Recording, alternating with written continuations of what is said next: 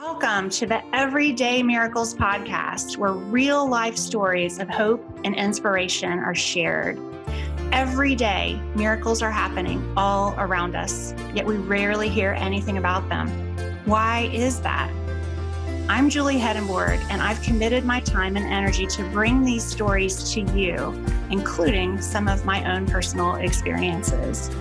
My hope is that you'll be impacted the same way that I was. Join me in my journey to inspire change in a world that so desperately needs it. Hey everybody, welcome back. This is Julie, and I have another great testimony for you today. Thrilled to bring you a testimony from a man out of Australia, although he's originally from Texas. I have Wayne Fowler that I'm going to share with you today. Wayne and I recorded a little bit ago, a few months ago actually, and we didn't have a great signal at the time. Both of us had issues with Wi-Fi. So he's given me his copy that he's created to use. So thank you, Wayne, for doing that. Wayne is a lawyer. He also has a history of working with military defense as a contractor. He's extremely logical. His detail is impeccable. And he has a really interesting testimony that I think you're going to love. He actually accepted Jesus many, many years ago in a revival that ended on Halloween night. 7 days after he accepted Jesus Christ, he had a massive heart attack at his home, and he had a near-death experience, and he meets Jesus, and he's gonna share all of it with you. I love the way he talks about Jesus and his experience. Being a newer Christian, there are parts of the Bible that were highlighted to him, and then after the experience, it gave him a voracious appetite for the Bible, and a lot of things were actually confirmed and highlighted in the Bible as he read it. So I love this testimony. So enjoy. And when I opened my eyes,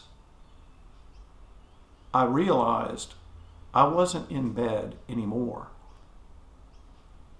I was actually standing beside my bed, and I was looking down at this body that I recognized that was me. And I recognized I'm dead. And I thought to myself, and I don't look that good either, because this body that's laying on the bed still has a hand that was clutched to the chest, and this kind of this look on the face. It seemed like it was painful, but obviously dead. And I'm looking around, and the thing about it is, this is at night, but I'm able to see incredibly well. As you can see, I wear glasses. I wore glasses then.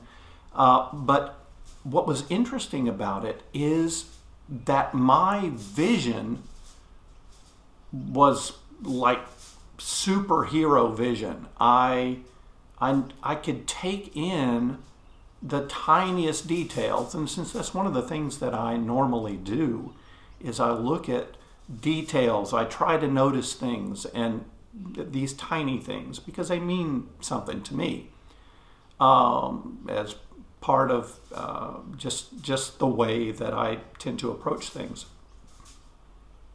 And while I'm looking around and noticing everything, I could see, of course, that my wife was still sound asleep there. And then from behind me, I hear this voice, Wayne. And I looked around, I was like, somebody calling me? Then I hear it again, Wayne. And I recognized that it was coming from behind me. So I turned to look, and now, of course, I'm in the bedroom, and so there is a wall that's just a few feet past the edge of our bed, and there's a window, a big plate glass window, that looks out onto, there was this, this street and a curb that goes out there behind where our house was. But I also noticed I could not only see through the window, I could see through the wall as well. Everything around, there was nothing that seemed to inhibit my vision at all. And another funny thought about it was, it seemed perfectly normal. It wasn't like I went like, "Ooh, neat, I can see through things, I've got X-ray vision." No, it just seemed like it was perfectly natural. And then I did something else that was also, I thought, strange and yet perfectly natural at the same time. As I look out, I can see sitting out on this curb is this woman. And for a moment there, I thought, wait a minute. I know this person. I don't know how I knew this person. I don't know what that was, but there was just like this internal knowing that I knew who this person was. What's her name? Her name was Linda. Yeah, this is Linda. Well, I didn't even stop to think, who's Linda? I didn't recognize, I mean, as I look at it now, I still don't to this day know who this Linda was, but at that point I knew her. And I knew who she was. And I then walked out to her, walked right through the wall, walked out to the street, and there is a light, a circle of light that goes completely around her. And she's like sitting in the middle of it. It's like a spotlight is shining down from above her, and she's in this, this light beam. And I said, "Hi." And she looked at me and she said, "Wayne, there's someone that wants to meet you." And I said, "Really? Who?" And she just looks up like this. And of course, when you see somebody look up like that, I did the same thing. What's she looking at? So I started to look up. And when I looked up, I could see what appeared to be so far away. There was a pinpoint of light. I just thought it's a star. But I couldn't see anything else in the night sky except that pinpoint of light.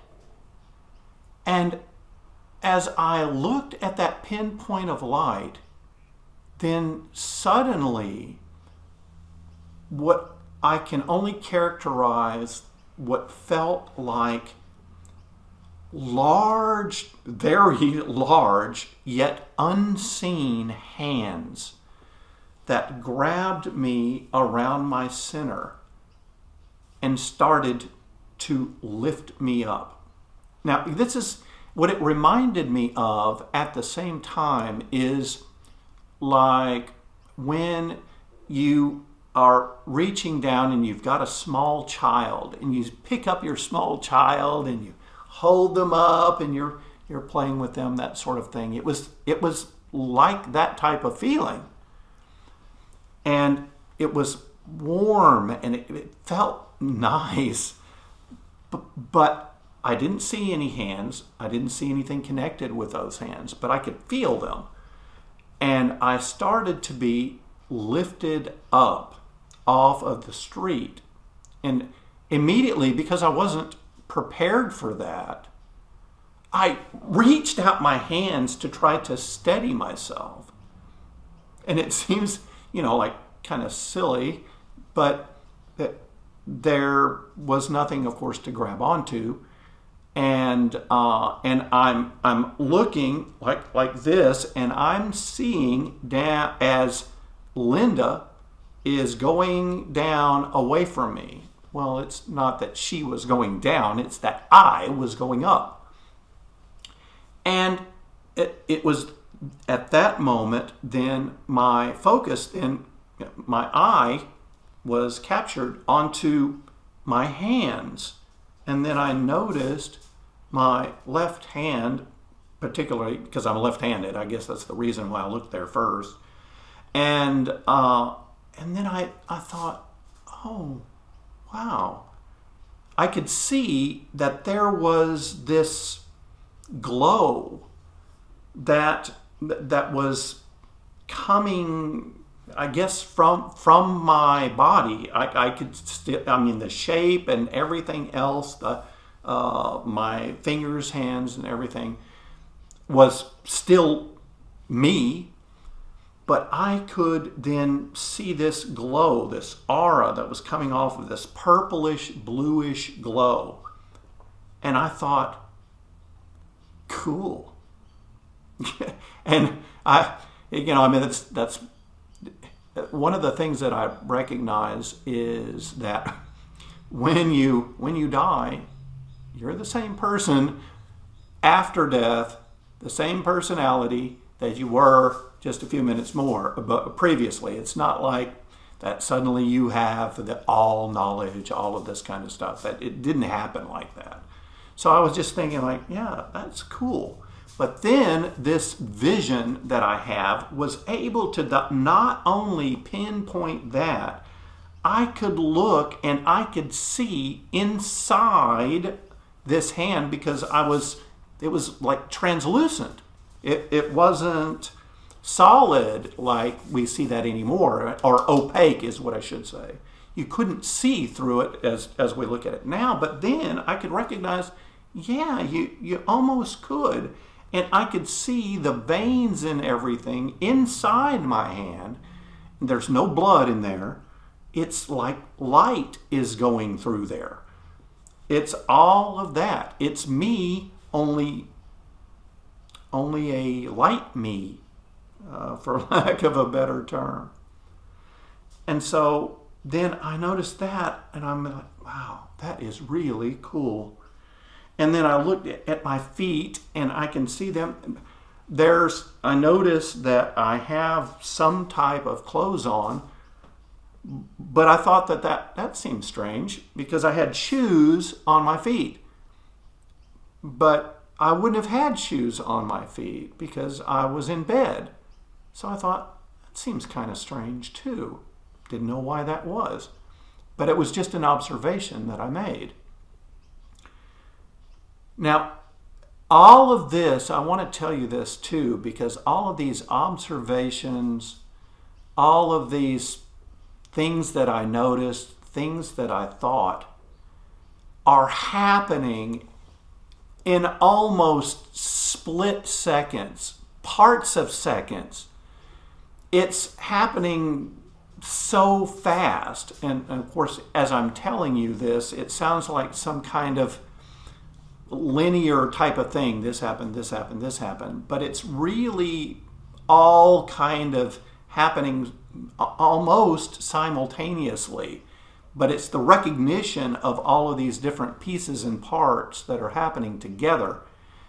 And I'm able to separate them in my mind. I'm able to do that. I can focus on something, get all the information from that, focus on something else, get all that information from that.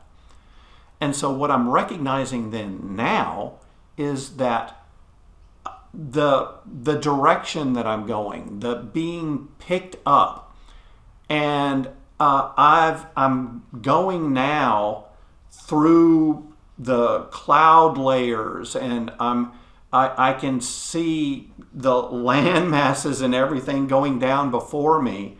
And as I'm looking that way and I'm noticing that, I then turn my attention back up, and I'm going out into space. And while I'm out in space, what appears before me is this opening of a funnel. And so it's opened this way, and it goes in and makes this tunnel that was, I don't know, it had a pretty large circumference in comparison to me. So I mean, it wasn't real tight and confining. It had plenty of room to it. It was quite large, but it was also dark. I noticed that it was dark just like space was, yet I could differentiate and I could see the opening to this funnel within it. And I went up into the funnel. And during the course of this, it's ever increasing in speed. And as I went into this funnel, there are several different things that happened. One, I recognized that, oh my goodness, there was this cool breeze that, I mean, like if you were sitting on a tropical island and you had this cool breeze and you just felt so good. It was like that. I could feel it. But what was most interesting to me at this point is all around the edge of this tunnel were angels. And just like you would think an angel with the wings, male, large, and they were packed. I mean, it was shoulder to shoulder and in this complete 360 degrees, all of them, and they were talking to themselves. Now again, it's very dark, so I could barely make it out, except that my vision was able to see this, differentiate this. And they were all just chatting amongst themselves. There was this kind of excitement, and like they were a welcoming procession. I'm going through this tunnel and they're all around me and they're excited for me to be coming in. And I was trying to think, you know, what did it remind me of? What kind of feelings and thoughts was I having there? Well, it was like a military procession, because as angels, that's what I got, is they were like military men. So in a military wedding, you've got the bride and groom. When they go through this procession of officers that are lined on both sides, and then they hold up swords and they're crossed up over the top, and the bride and the groom walk underneath that. So that would be effectively like a tunnel, and they walk through that little tunnel that the officers have made. And it's a very exciting it's just a wonderful time for the couple, and the honor, of course, that they are experiencing from that particular procession. That's what this felt like. It felt like a procession. It felt like I was being welcomed and they were excited to see me. Not only that they were excited for me, that they are there, that they are able to be a part of this. It was just, I was like awed by it. I think like they're excited for me. At the same time, so what is happening is I'm starting to speed up. And so this speed by this time is starting to get so fast that I recognize I'm actually going faster than the speed of light. But then the human mind in me says, wait a minute, you're not supposed to be able to do that. And so at that point, I started to become uncomfortable with that level of speed. And as soon as that discomfort, as I began to feel this discomfort, I began to slow down just a little bit, just to where I was comfortable enough with it. And then I thought, oh, that's better. And so I'm looking then again through this tunnel, and the light, that pinpoint of light that's at the other end, I can see that it opens out just like in that funnel shape that I had coming in. And I could tell that where this light was in a completely different realm. I recognized that there was like this type of barrier or separation or just an obvious difference, that you're going from one particular type of space to a completely different type of space. And at the same time, stars and everything that I can see outside the tunnel, just like you were you could see on a Star Trek episode where the lights are streaking by at just enormous speed because they're going faster than the speed of light. And but I'm turning my attention more and more towards this light, and it's beginning to grow in my field of vision because I'm getting closer and closer to the end. And then it's still looking like a star to me.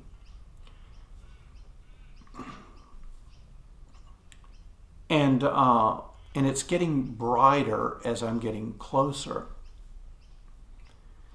And I'm looking and looking, and as I'm getting closer and closer and getting closer to the edge of the exit from this funnel,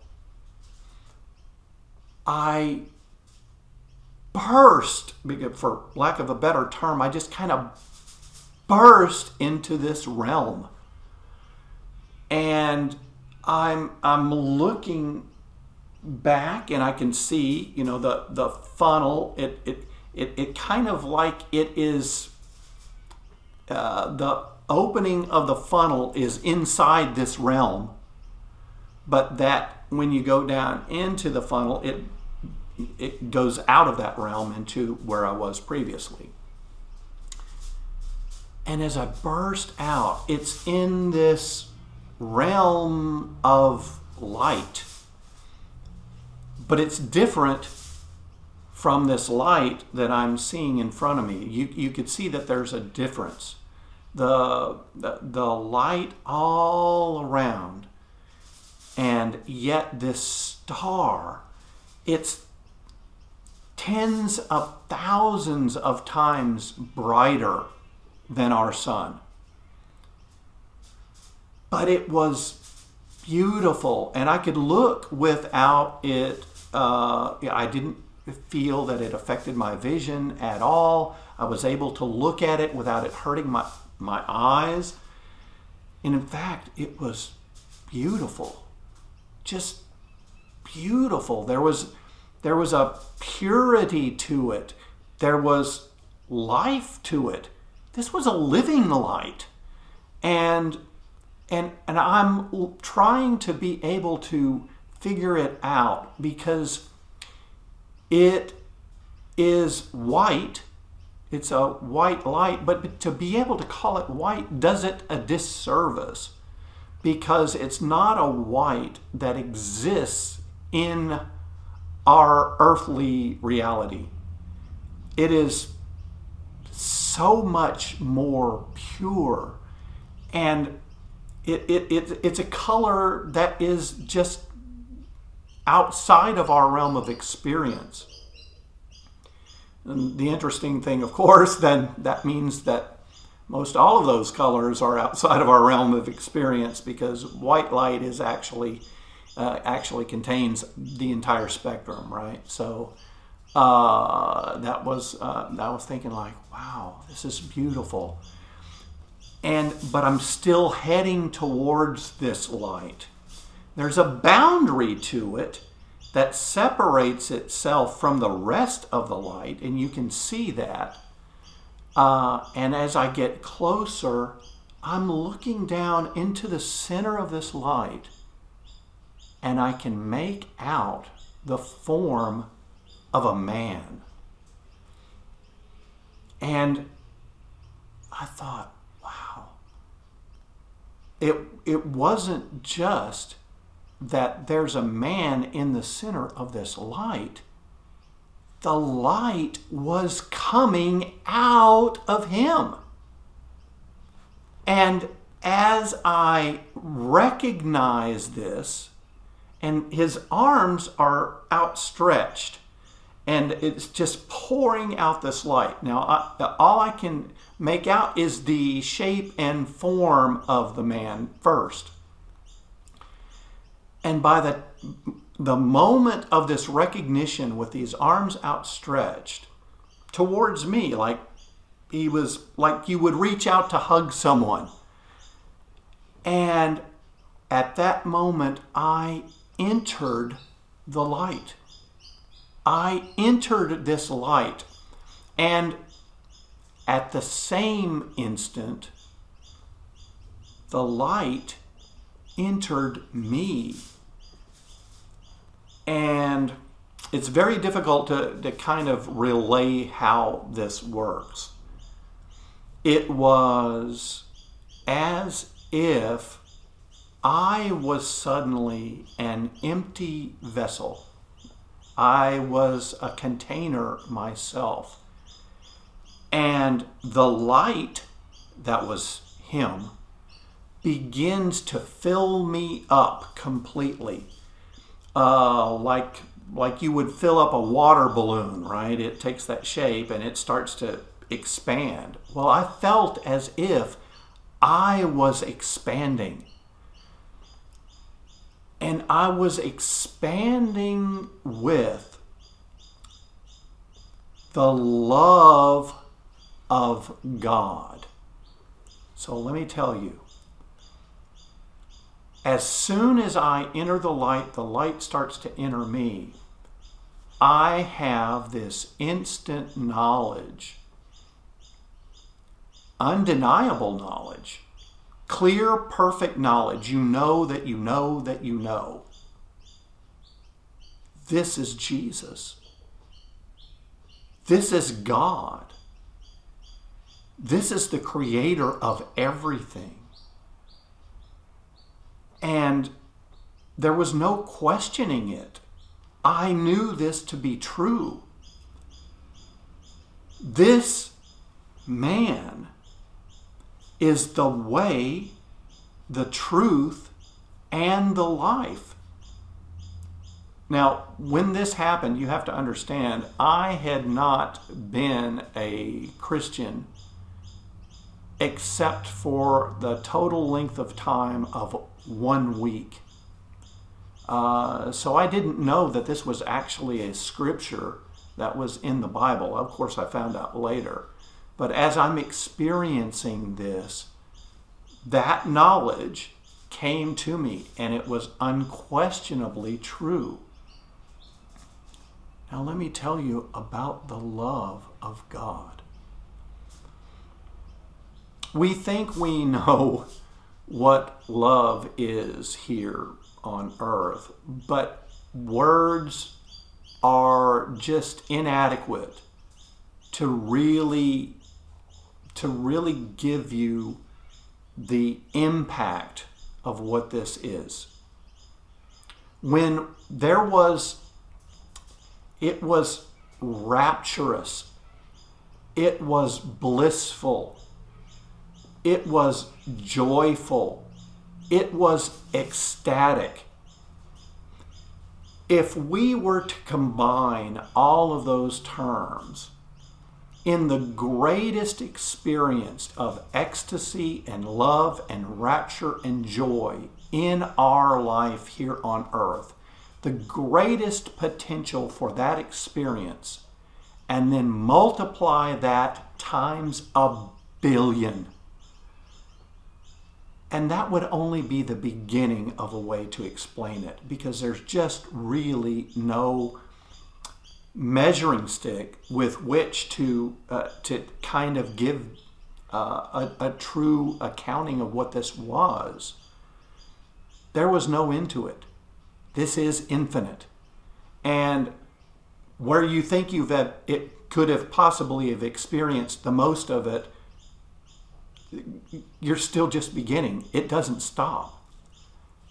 And so this love is filling me so much, and I feel like I'm expanding and expanding and expanding with it. There's a pressure to it from inside me outward. And I am just enraptured by it all until I feel that it's just so much that I could explode from it. And the moment that I thought that, I feel this starting to relax on me.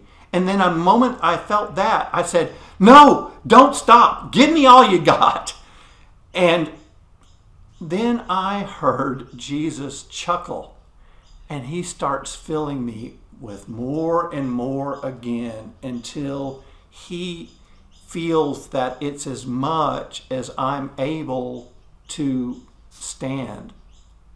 And I'm just in awe. I'm in awe of it all.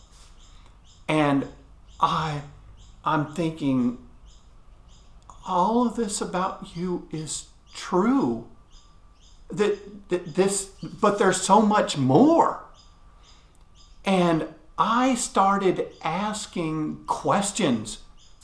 Just like a little kid, when they start asking, Dad, why is this guy blue? Those types of things. I am asking all of this. Well, what about this? What about that? What about this?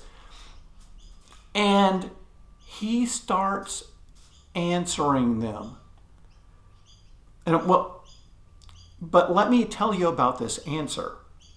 The answer comes instantaneous, but the answer is like a complete volume.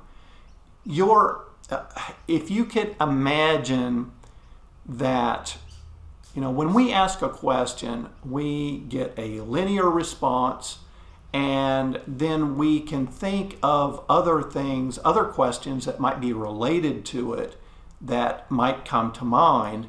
And the whole point is to be able to gather as much information surrounding in as much detail around a particular topic or question that we have, that we then want to be able to develop what we would consider a complete answer, right? It doesn't leave anything to be asked. Well, that's what happens here, but 1,000,000-fold. So when he answers a question, it is as if he has already thought of, contemplated, or understood every possible other question that would be connected with it. And he answers it just with all 360 degrees, every possible connection, all answered at one time. You get an entire volume of information in an answer to your question, and the question is answered completely. In other words, there's nothing else left to ask about it. He has given you every part of it in that answer. And then I would ask another question, and then another question, and I'm just like, whom, whom, whom, whom. I'm filled up with libraries of information. But let me tell you, So I asked just like things that you would question, because I had been searching for so long for answers. I was asking all of the questions you might ask about, the meaning of life, or what is the truth? All of these type of esoteric and philosophic questions, of course, that we have. And I got all of these answers. Let me just give you the one answer. It's Jesus. Okay, he's the answer to it all. That's ultimately the answer. However, having said that, all of these particulars and things to all of these questions, I was not allowed to come back to this life with. Why? I didn't know at the time, but there was one thing that for me was the premier, the penultimate type of thing. It's when we were discussing that everything about him is true. That means everything about him written is true. His word, the Bible, is true. And so it's not a question of whether what's written is true or not. It's our lack of understanding of its level of truth connected with it is what the issue is. And so I had said, then everything about the cross is also true. And in that moment, I was taken into that moment where he was actually on the cross. I was there. I was like in a 360-degree diorama of this experience, this time in his life where he was actually being crucified on the cross. And I'm standing there before him seeing this. I'm just stunned in disbelief. You're going to have to forgive me, because this part is always the toughest part for me. Because while I'm standing there, I'm actually being able to experience his thoughts at that moment. And the one thing that just brought me to my knees is that I knew from him that if I was the only person in all of creation that ever would have said yes to him, he would have gone to that cross just for me. Just for me. My goodness. Just for me. And I thought, I knew about me. And if I was me, I don't know if I would have been willing to do anything even close to that. But then I also recognize this other truth, is that he would do that for every other person as well. For you, everyone.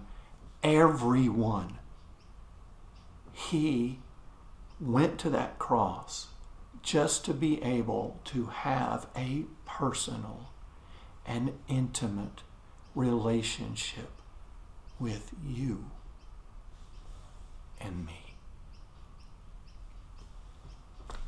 Wow. Wow. And I wanted that. I wanted that. And so I asked then more and more questions. And then he chuckled again. He was amused by my asking of questions. But I was just like I had been someone who had been starving for food, and I had just suddenly been placed before a feast, and I was just able to try all of this. I want to try it all. I want to know all of this. I want all of this information. I want to know all about you. And then at that point, I recognized then that I wasn't there just with Jesus. I also recognized I was there with the Father. And although I couldn't see the form of the Father, which is the ones whose hands had picked me up, I knew that he was there beside Jesus. And I was able to hear him. I was able to interact with him, but I was not able to physically see him. And it was a him. It was obvious that the Father was a him and the Son was a him. But I also then started to recognize, wait a minute, this place that I'm in, this heavenly place, it felt like home.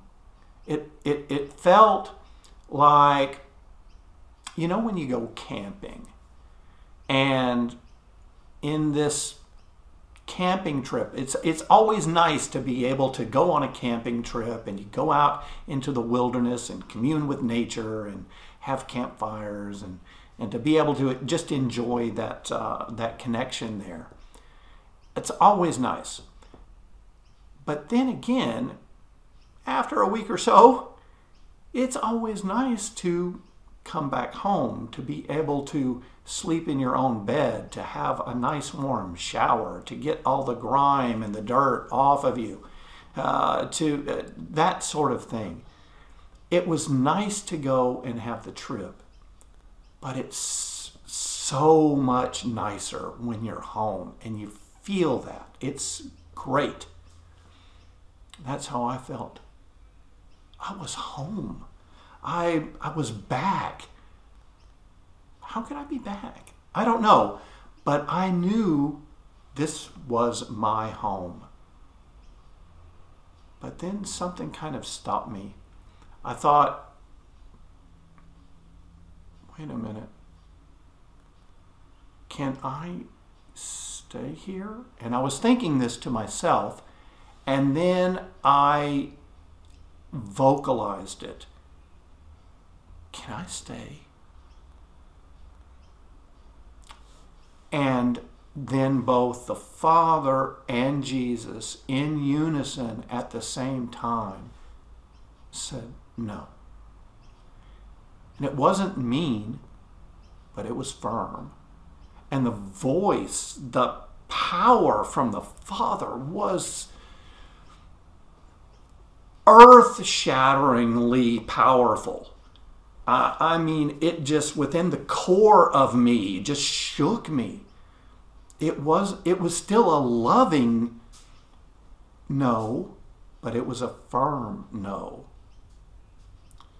And I knew at that moment that there wasn't a question, there wasn't an argument that I could make. Oh, come on, guys, let me stay. This is home. This is where I belong. No, there was none of that. I knew I had to go. And in that moment, that recognition, I started to be pulled backwards. And pulled back then out of the light. And I could see, now I'm actually going back just the way opposite that I went. So I came head first to come into the light. Now I'm going feet first to go back. And it happens all the same way. And there's this level of disappointment. You know, I'm having to go back. But I'm watching myself go back. And as I'm going back, I see the funnel, and I enter in through the funnel. And all of the angels, they're still all there, still surrounding the whole thing. And they're still just waiting there, talking amongst themselves, and you can hear the rustle of their wings and their chatter as they speak to each other. And with speed, I'm going back through. And as I come out of the end of the funnel on the other end, I'm in space.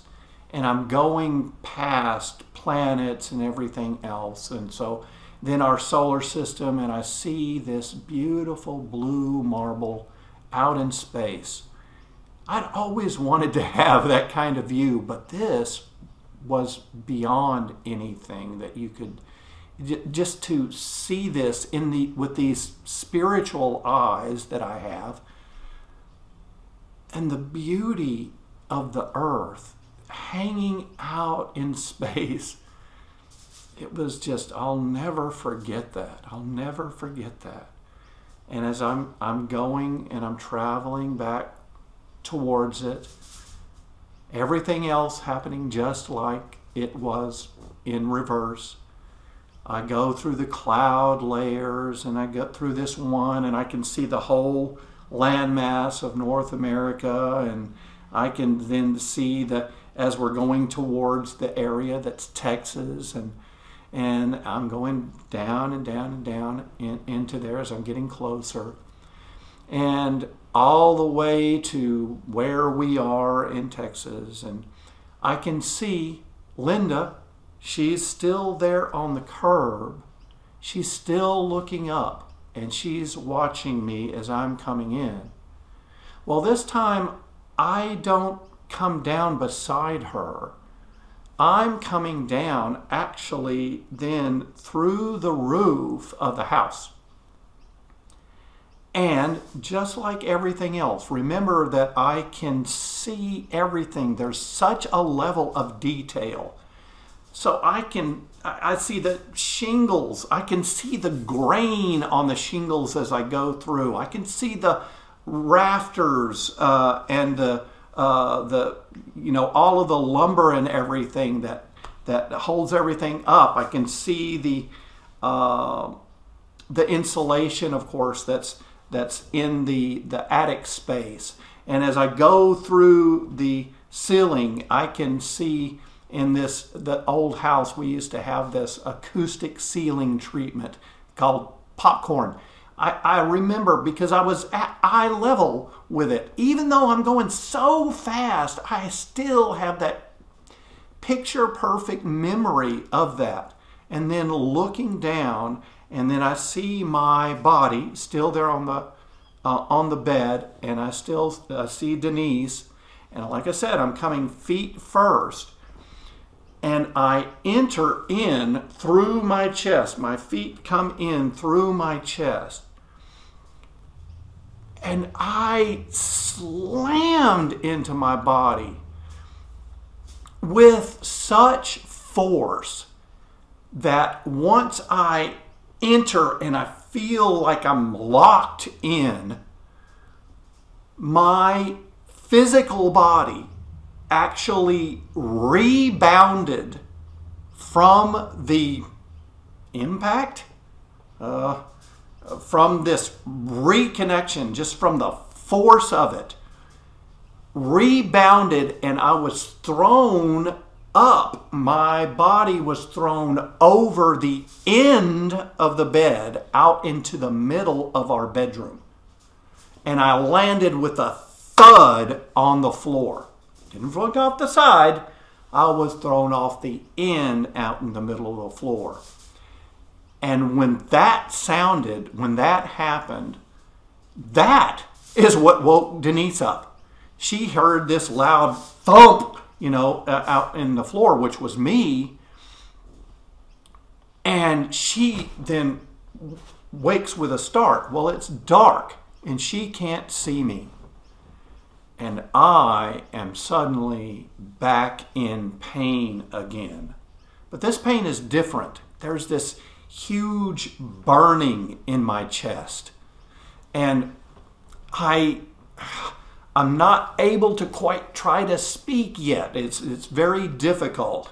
And I'm trying to be able to crawl to the edge of the bed so that I can catch her attention. And I reach up with the strength that I have, and I grabbed her foot on the end of the bed. And she lets out a little like that, and she looks over, and she said, "Wayne."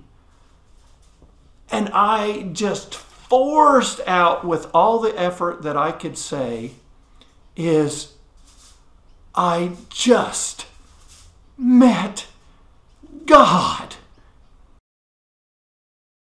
Amazing, right? Wayne has a channel on YouTube called We Are the Overcomers. Wayne Fowler, We Are the Overcomers. He's actually put out a second part if you'd like to listen to that. And Wayne, just for the record, I would like a third part. If you could highlight some of the scripture that you went through, that you've referenced, I would love to hear that. So I'll be subscribing to your channel as well. So I love so many things about the testimony. Also love that he said he feels Jesus could be coming soon. Oh, I'm just so excited for that. And one thing I have to say, I know his heart attack, when he was at home and came out of all of this, that he was fine and he felt from the Lord that he could wait. But as a cardiovascular ICU nurse, I just want to say, anyone listening, if you ever have any cardiac symptoms, chest pain or anything like that, please don't wait to go to the ER. I have to say that. It's just my nursing background, but time is heart muscle, and also with a case of a stroke. So I just had to say that as a nurse. So, but anyway, I'm so glad that Wayne is doing well, and he had that confidence from the Lord, and he's out sharing his testimony. And I just pray that this is going to bless so many people. So dear Heavenly Father, we just thank you for this amazing testimony. Just continue to be with us, Lord. Be with Wayne as he continues to share, and be with those listening. And I just pray that they would be filled with your peace. You have so much joy and just your word and your promises, Lord, that you've prepared a place for us. And although we can't wait to be there with you, Lord, help us in the days that we have to just share your goodness. In Jesus' name we pray. Amen. Thank you for listening.